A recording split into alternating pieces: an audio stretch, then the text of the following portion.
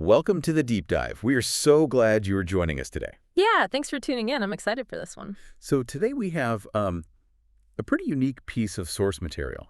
We're looking at this really fascinating, incredibly concise text file we received. Right. It's simply titled businessdecisions.txt.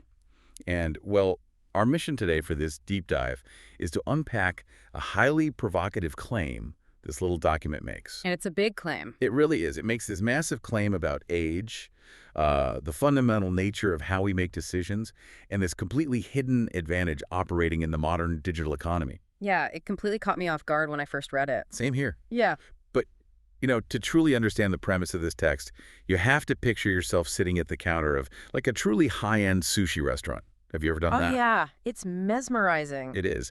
When you watch a master chef at work, there is this profound illusion that happens right in front of your eyes. You mean the illusion of time kind of slowing down? Exactly. Yes, you watch them prepare the fish, and they aren't frantically throwing ingredients around the kitchen. Right. There's no panic. None at all. Every single movement with the knife, every placement of the rice, it's incredibly deliberate. But to our modern eyes, eyes that are trained to watch videos at 2x speed, Oh, guilty as charged. right, to us, it almost looks slow. Yeah. But if you try to race that chef, if you try to chop as fast as humanly possible just to get the dish out, you don't get faster sushi. No, you just end up with a mess and probably a cut finger. Exactly. Okay. Total mess. Yeah. And what's so wild is how our source text applies that exact illusion to the business world. Yeah, what's fascinating here is how immediately the document begins by asking us to look backward. It states that there was a time when business decisions were made differently. Right. Specifically, it says they were made more carefully, and it draws this very aggressive line in the sand. It really does. It explicitly states that this carefulness was not because people were slower. Okay, let's unpack this. Because that distinction, the idea that it's not because they were slower, is everything. It's the core of the whole argument. But I want to play devil's advocate right out of the gate here. Because, we live in an era defined by the mantra, move fast and break things. We certainly do. Right. So if you and I are competing, and I spend a month carefully mapping out a strategy while you just, launch a rough software product and iterate based on user feedback. I'm probably going to crush you. Exactly. You are going to crush me. Doesn't this text completely ignore the reality of first mover advantage? Speed is oxygen today. It definitely feels that way. But the text is anticipating that exact modern prejudice. We have culturally conflated velocity with competence. Oh, that's a great way to put it. Velocity with competence. Yeah, and to understand the text's claim, we have to look at the actual mechanics of why historical decisions were careful. Okay, tell me more about that. Well, the document says they acted this way because they understood the importance of getting things right. Think about the physical constraints of the 20th century economy. Like actual brick-and-mortar reality. Exactly. If you built a manufacturing plant in the wrong state or produced 50,000 units of a physically flawed product, you couldn't just push an over-the-air software patch to fix it. Right, you couldn't just say, whoops, and send an update to the car's computer. No, the cost of a false positive was catastrophic. It meant bankruptcy. So the environment itself forced a completely different cognitive load. You literally could not afford to be wrong, so your brain was forced to spend significantly more processing power on risk mitigation before you executed anything. Precisely. They were utilizing what we might call a friction dividend. A friction dividend. I like that. What do you mean by that? It's this idea of intentionally injecting friction into your own decision-making process. Taking the time to stress test assumptions, gather deeper data, consult experts. Right, slowing down to smooth things out. Exactly. And that friction yielded a massive long-term dividend in the form of structural integrity. Wow, yeah. When you rush a software update out the door today just to beat a competitor, you might win the news cycle for that week. But you often accumulate massive technical debt and brand damage behind the scenes. That makes total sense. We often generate reckless motion just to soothe the anxiety of competition. It's a coping mechanism. It really is. It's like motion sickness masquerading as productivity. Yeah. If I'm sweating and typing fast, I must be doing good business, right?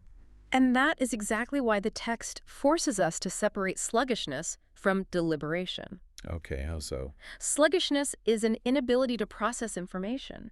Deliberation is the active, high-level filtering of information. Oh, I see. Like a master carpenter. Perfect example. Right, they measure twice and cut once. To an observer, it might look like they're taking their time or struggling, but they aren't struggling to use the saw. No, not at all. They are optimizing for a zero-waste outcome. They're just being highly precise. Exactly. And here is where it gets incredibly relevant for anyone listening right now. Are your choices actually deliberate or just sluggish? That's a tough question to ask yourself. It is, Mm, because here's where it gets really interesting. The source document doesn't just leave this as some historical autopsy of the 20th century economy. Right, it makes a hard, unexpected pivot. It does. It states that this specific mindset, this deep understanding of the importance of getting things right, is actually one of the greatest advantages people over 55 possess today. Which is such a bold statement. And crucially, it claims this is a massive advantage when they are exploring online business. Which is an incredibly counterintuitive claim to make in today's market. It completely flips the script. I mean, we culturally stereotype the digital economy as a purely young person's game. Oh, absolutely. When someone says online entrepreneur, the image that pops into your head is a 22-year-old coding an app in a dorm room. Or a 25-year-old running a dropshipping empire from their phone on a beach. Right. The internet is built on endless iteration and pivoting.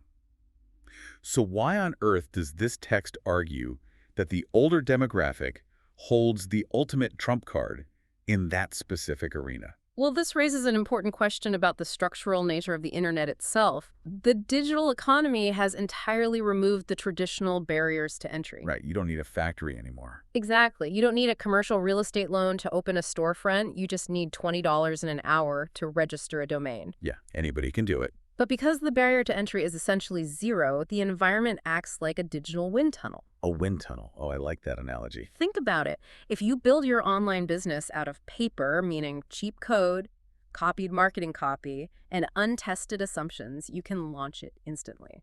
And from the outside, it looks like a real business. It looks totally legitimate, but the second the market shifts, or a search engine changes its algorithm, basically, when the wind kicks up, that paper business gets shredded instantly. It just blows away. But the 55-year-old entrepreneur, according to the logic of our text, is taking the time to build with steel. Ah, I see. It takes much longer to weld, it requires that friction dividend we talked about, but it actually survives the wind.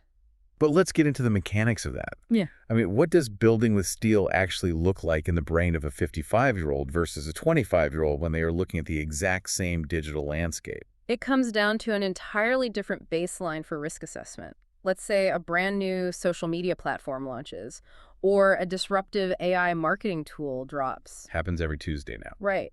While the younger entrepreneur often feels an existential dread. They suffer from recency bias. So like the feeling that if they don't pivot their entire company strategy today to capitalize on this new thing, they'll become obsolete and die. Exactly. Every new data point feels like the most critical data point in human history. It's FOMO operating as a corporate strategy. That is exactly what it is, fear of missing out. But the 55-year-old possesses a mental model that has been forged through multiple severe macroeconomic cycles. They've seen some things. They navigated the dot-com bubble bursting. They survived the 2008 financial crisis. They watched dozens of supposedly world-changing paradigms quietly fade into total obscurity. So we have context. Exactly.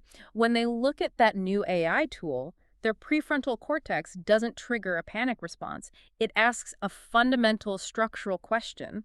Which is? Does this actually change the underlying unit economics of my business, or is this just noise? Oh, wow. So they inherently filter out the superficial churn. They aren't paralyzed by the noise because they've heard this exact frequency of noise before. Precisely.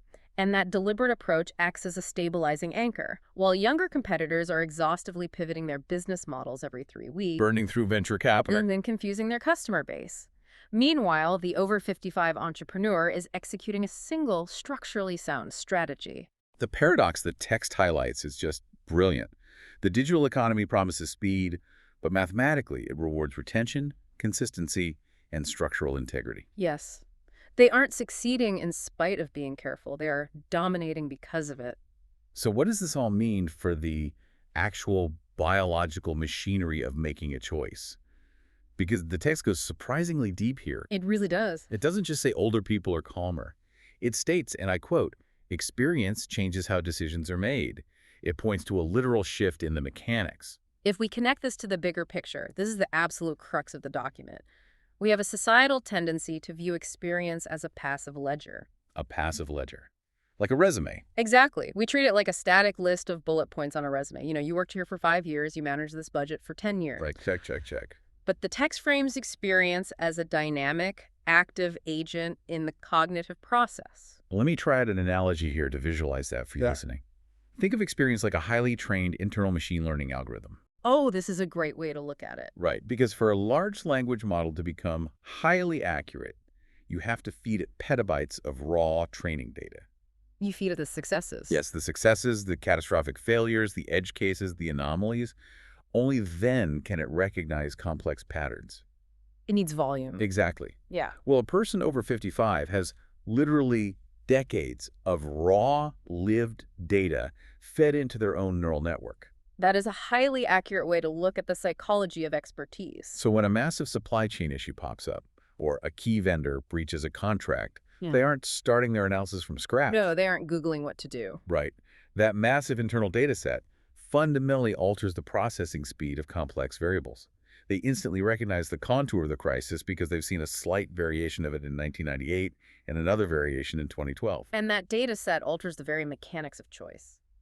Let's look at how a novice versus an expert processes the exact same crisis. Okay, lay it out. A novice entrepreneur looks at a sudden market downturn and sees 50 different variables flashing red.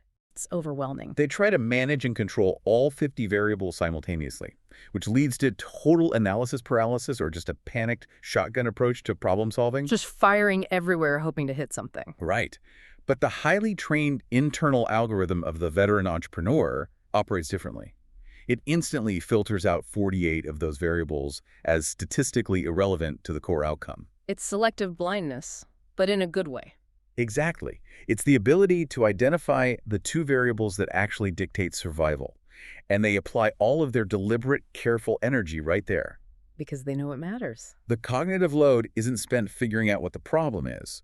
The load is spent executing the precise solution. Which means experience isn't just knowing what to do, it's the fact that your brain is physically wired to ignore what not to do. Yes. And that brings us to the really powerful closing line of the document. It says, and sometimes that experience becomes the most valuable asset of all. Notice the specific terminology there, asset. Right. It elevates the concept of experience.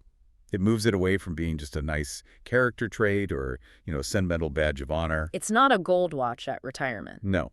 It defines it as a tangible, highly leveraged business asset.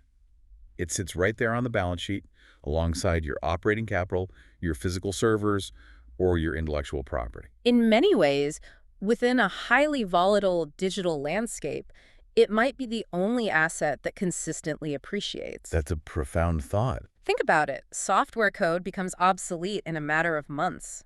Operating capital can be burned through in a single bad marketing campaign. Poof, gone.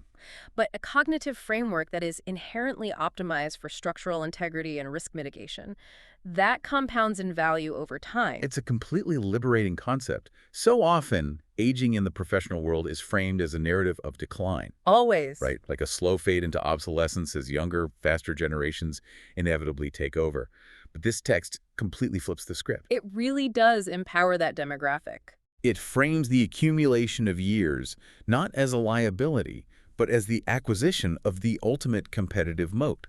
It tells the older demographic, your hesitation when looking at a new trend isn't weakness. It's strength. It is your highly calibrated precision kicking in to protect you. It is a profound reminder for anyone making business decisions today, regardless of their age. When you are staring down a major career pivot or a massive strategic choice, and you feel that immense external pressure to just pull the trigger so you appear decisive, We've all been there. you have to ask yourself, are you optimizing for speed or are you optimizing for accuracy? Because the internet has an infinite tolerance for speed, but a zero tolerance policy for foundational inaccuracy.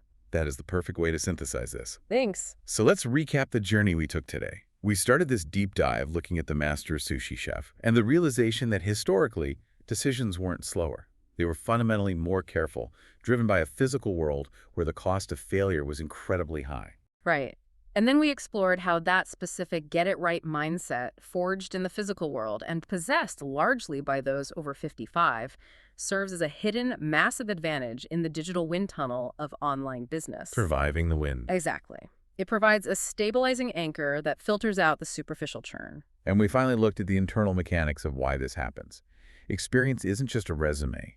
It's a massive internal data set that physically alters how decisions are processed, allowing for rapid pattern recognition and the elimination of irrelevant noise. Filtering out those 48 variables. Exactly. Which truly makes experience the ultimate business asset. Which leaves a vital lesson on the table. If you have that decades-deep data set, lean into it. Trust the friction dividend. Don't let anyone rush you. Great. And if you are younger and you're just building your algorithm, it is a reminder that speed without direction is just chaos.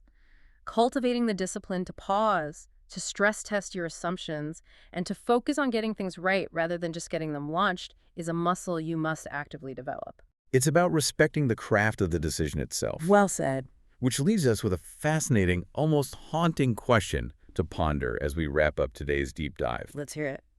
We've established that the careful, get-it-right mindset of the older demographic is the ultimate asset because it's built on a massive foundation of lived data and survived failures. So think about this. Is this internal algorithm an advantage that younger entrepreneurs can somehow artificially simulate? That's interesting. Right, perhaps through intense historical study or rigorous mentorship? Or is the actual relentless passage of time the only forge hot enough to build this specific kind of cognitive steel? Can we hack wisdom, or must it simply be endured? That is the ultimate question of human capital. It makes you think very differently the next time you feel the panic to rush a choice. Remember the sushi master. Remember the carpenter measuring the wood. They aren't slow. They just understand the profound, lasting importance of getting it right. Thanks for joining us on this deep dive into the true mechanics of experience and decision-making. Until next time, keep measuring twice.